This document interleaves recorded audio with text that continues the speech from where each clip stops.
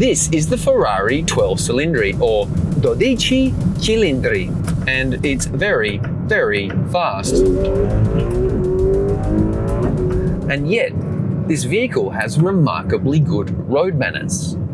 But make no mistake, this is Ferrari's flagship, and it's named after its greatest weapon. And today we're going to find out whether the 12 cylinders under this bonnet live up to the legend, or whether they're just a very expensive way to scare yourself witless.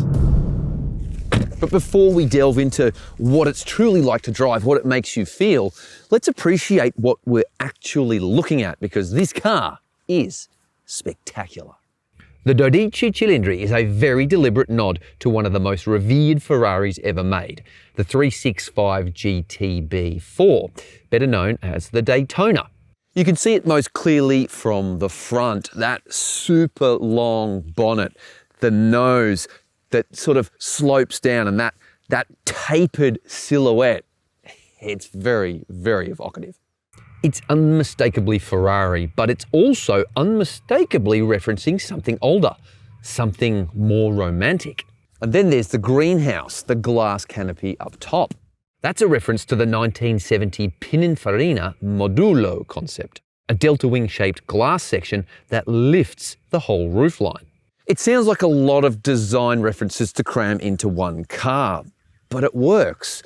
It's cohesive and it feels intentional. And I'll tell you, when I first saw this vehicle on the screen online, I was like, oh, I'm not sure I love that front end and the way it all sort of comes together. But now, in the flesh, with a bit of time, I think this is going to age beautifully.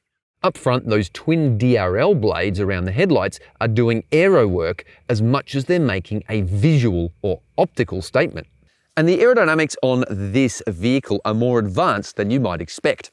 For the first time on a 12-cylinder Ferrari, the 12 Cilindri, I'm going to say it wrong every time. I'm going to say the 12 Cilindri, mate, has active aero, and it's very sophisticated. Under 60 kilometers an hour, they stay hidden. But above that, these hidden aero blades pop up and can pivot by up to 10 degrees to generate more downforce. Then, as you approach 300 kilometers an hour, which of course you do all the time, these aero blades drop back down to reduce the drag, allowing you to fly past 300 and reach 340 kilometers plus.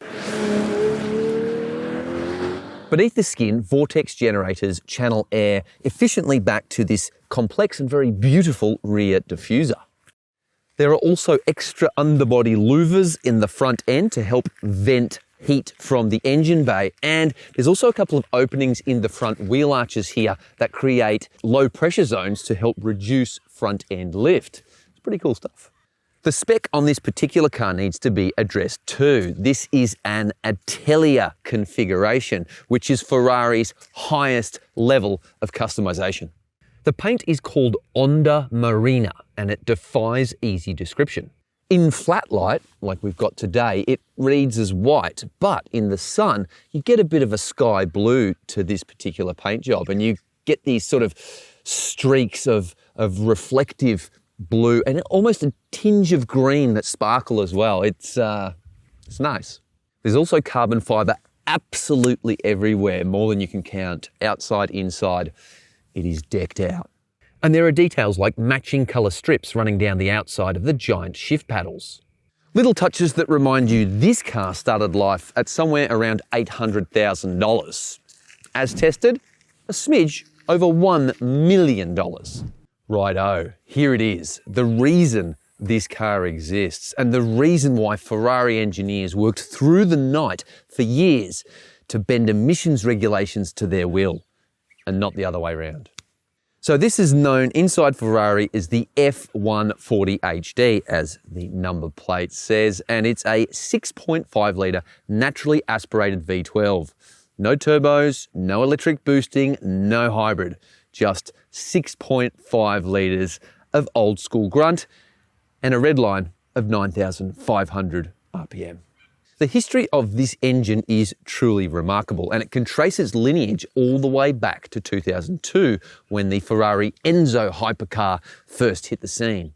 Over the ensuing 2 decades, Ferrari has made this engine lighter and more sophisticated and more powerful, pushing it further and further and further, till we have this. In its current state, it produces 94 kilowatts per litre, and that's without turbocharging. That is an extraordinary number. To get this huge engine to rev to 9,500 RPM, Ferrari took friction and mass reduction to an obsessive level. There are titanium conrods, aluminium pistons, and a featherweight crankshaft. Short strokes means the pistons don't have to travel as far, which is how you get that crazy high rev limit while keeping things stable and from catastrophically being unstable. The valve train uses sliding finger followers, the kind of components you'd normally find in a high-revving MotoGP engine, not a road car. And to satisfy Euro 6D emissions regulations, which Ferrari's own engineers were worried might kill this engine before it reached production, there's a new ceramic catalyst and a next-generation particulate filter. Here's where it gets interesting and a little bit mind-boggling. So the headline figure, this engine has a 9,500 RPM rev limit, but it can produce 80% of its maximum torque from just 2,500 RPM without a turbocharger, without assistance. How? Well, this is the first time Ferrari has applied what it calls torque shaping to a naturally aspirated engine. The engine mapping is adjusted across the entire rev range to ensure that torque delivery is progressive rather than peaky, and it's an incredible feat of engineering.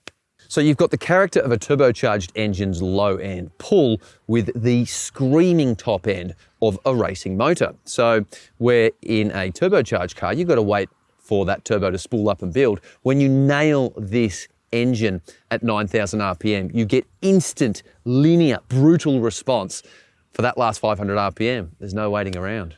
It's pretty wild. Oh, and in case you're wondering about long-term ownership, intervals for engine servicing are 20,000 kilometres, which is better than some family cars, and it's also engineered to last for about 200,000 kilometres or 20 years. So you've got a naturally aspirated V12 engine that not only has really good servicing intervals, but also meets current emission standards. Not too shabby. Like a lot of performance cars, the Ferrari 12 cilindri has rear wheel steering, but these ones take it a step further. They can operate independently. It's called virtual short wheelbase, or PCV, and it basically allows the car to behave as if it's got a short wheelbase for nice agile driving, or a longer wheelbase when you want a bit more stability, a bit more cruisy. And check out the anchors. They are absolutely colossal. They look gorgeous too, carbon ceramic. You've got huge calipers, and there's also some vents in the front bumper directing cooling air right onto the wheels. So yeah, hopefully getting a little bit more thermal efficiency with that setup. Ferrari says this was bred for track use, though the official line is that the 12 cilindri is about pure road enjoyment. The vehicle weight sits at around 1,660 kilograms, which back in the day would have been pretty heavy, but when you look at all EVs, this is a bit of a lightweight. However, it's still 30 kilograms heavier than its predecessor, the 812 Superfast. But the weight distribution is almost perfect. 48.3% front, 51.7% rear. And with the engine mounted behind the front axle rather than on top of it, this is about as good as you're going to get in terms of agility for a big Grand Tourer like this. Interestingly, Ferrari claims it used 100% recycled materials for the shock tower and gearbox subframe, and recycled polyester in the Alcantara trim, contributing to a claimed 146 kilogram reduction in the car's overall carbon footprint. Sustainability, Ferrari style. Step inside the 12 cilindri, did I say it right that time? And it's amazing how considered this interior is. It's as though they've really thought hard about making it practical and comfortable while still making it quite special as well. In the past, there's been Ferraris that are just completely utilitarian. They're designed for you to go fast on a racetrack. That's it. Not this one. One of the first things you notice when you step inside the car, the seats. Okay, maybe the steering wheel too, that's lovely, but more on that later.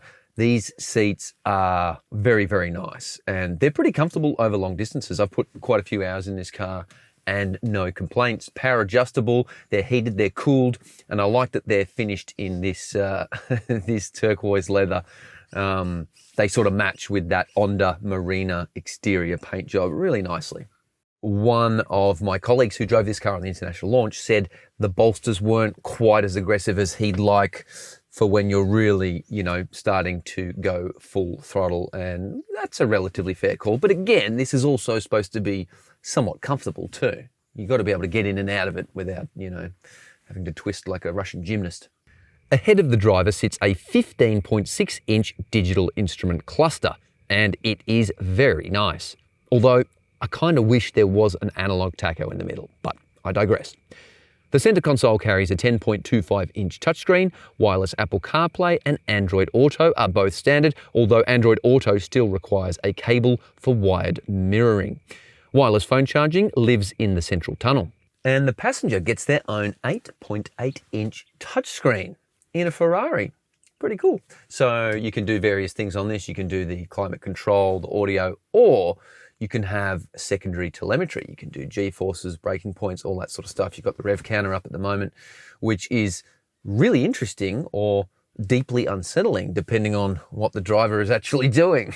The sound system fitted to this particular vehicle is an optional 1600 watt Burmester sound system, and it's pretty good. But the idea that you'd want to listen to something else and not the 12-cylinder Symphony in this vehicle is a little bit baffling. But I do get it.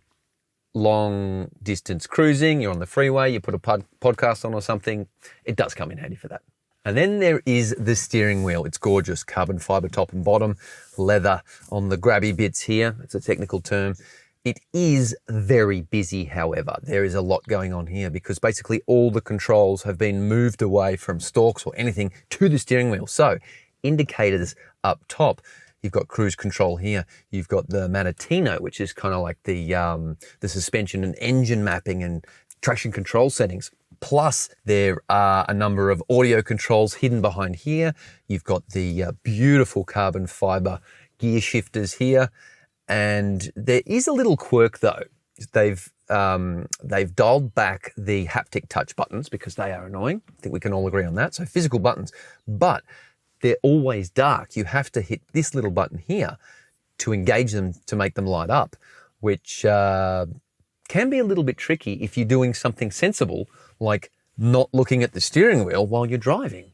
Boot space, 270 litres for a big GT car like this. Far from class leading, but it's better than a poke in the eye. And there is an extra little shelf here with some beautiful luggage tie downs that you can squeeze a day bag into as well. So there is a little bit of extra storage there. You've also got a small box under here. There's actually a spot for your phone, and it actually stays in quite nicely too. Plus there's a wireless phone charger there. There's two USB-Cs under here.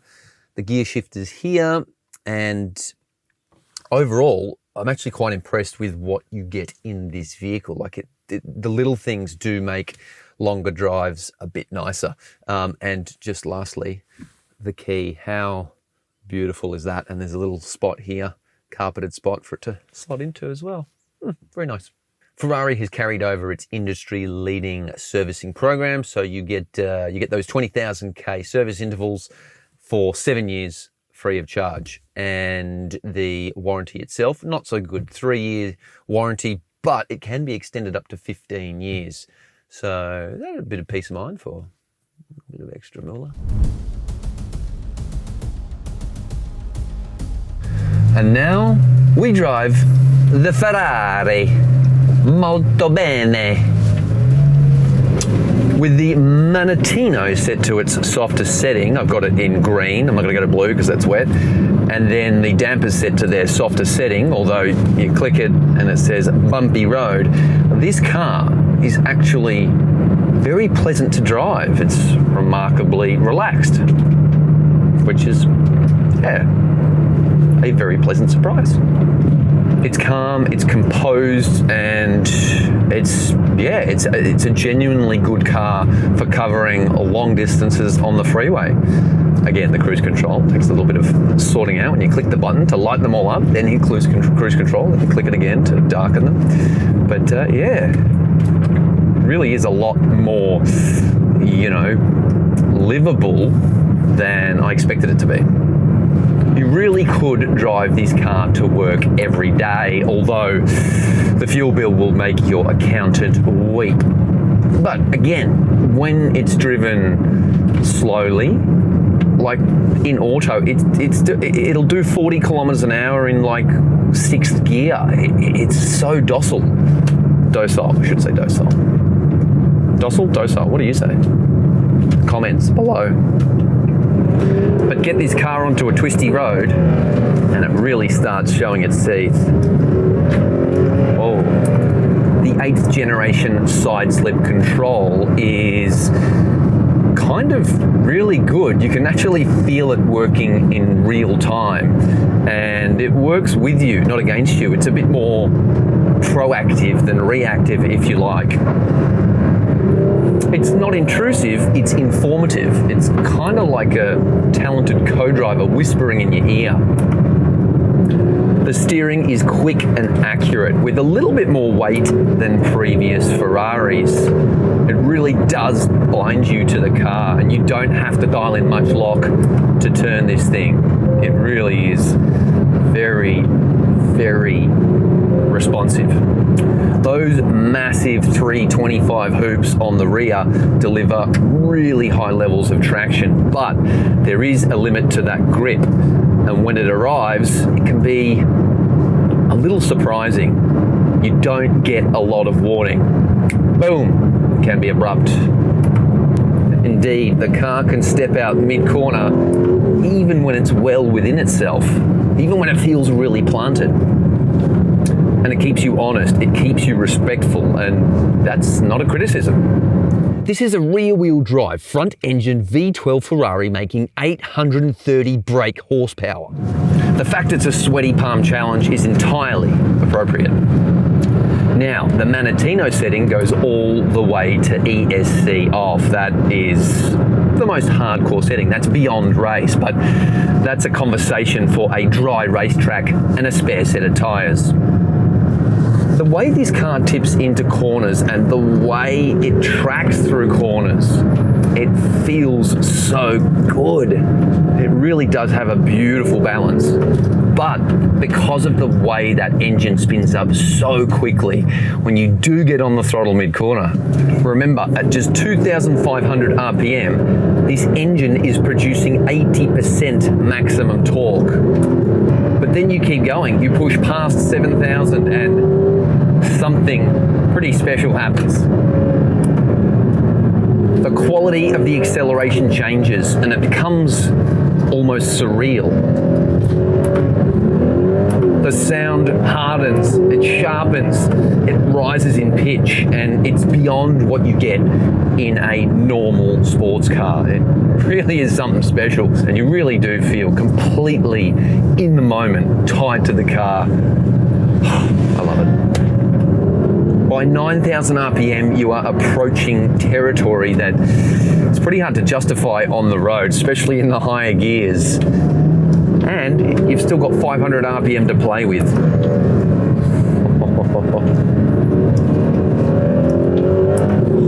That gearbox as well. The 8-speed dual clutch auto is savagely quick. It's brutal in the upshifts and the downshifts. And it came from the SF90 naturally. And then of course Ferrari said, let's shorten the ratios by 5% because V12, yeah?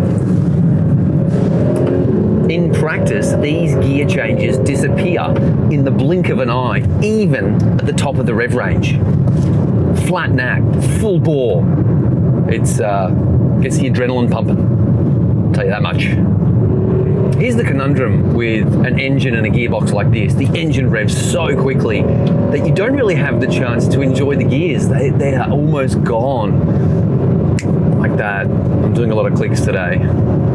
Yeah, it's impressive. 0 to 100 in 2.9 seconds. 0 to 200, 7.9 seconds. Top speed, 340 kilometers an hour. That's pretty quick. Tick those numbers off if you like, and the bragging rights are pretty extreme, but they don't really capture what it's like to drive this car, what it's like to merge with it and then explore challenging roads.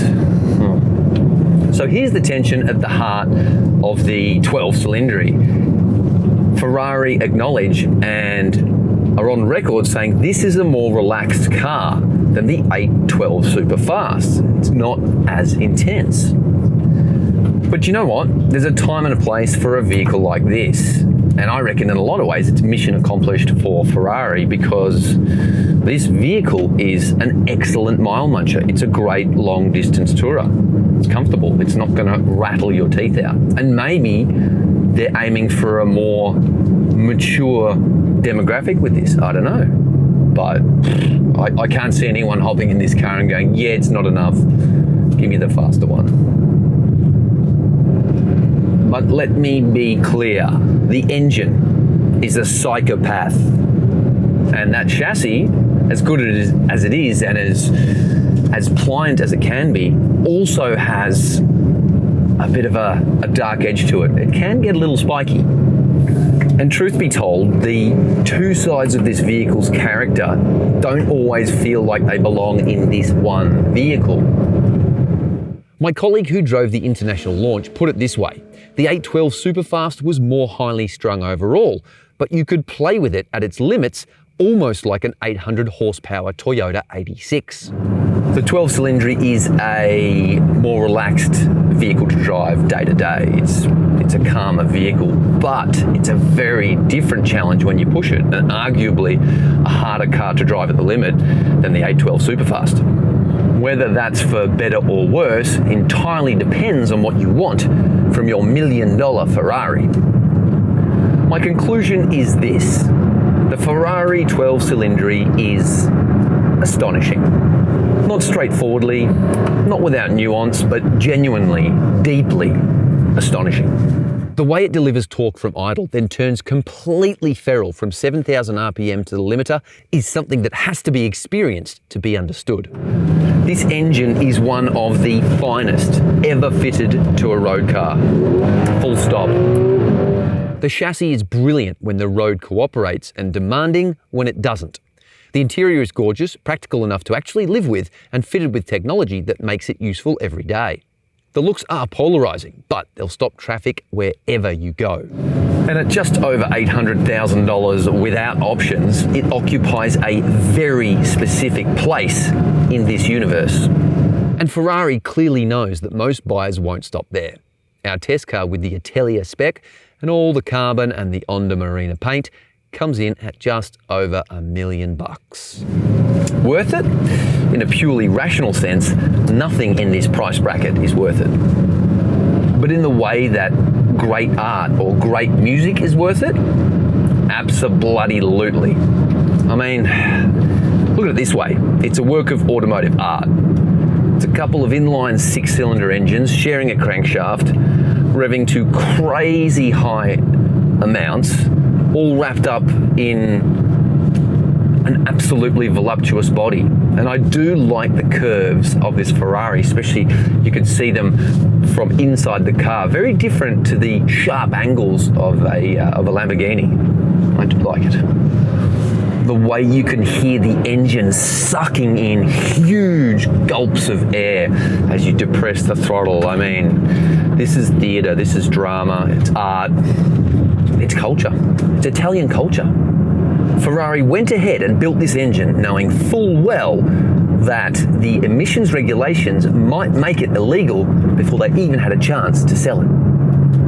They built it anyway because they believed stubbornly, almost arrogantly, kind of wonderfully, that there is nothing better than a naturally aspirated V12 engine.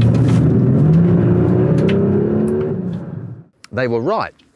If this really is the last pure combustion V12 Ferrari ever makes, then it's a fitting way to say arrivederci. Not with a whimper, not with compromise, but with a soul-stirring war cry.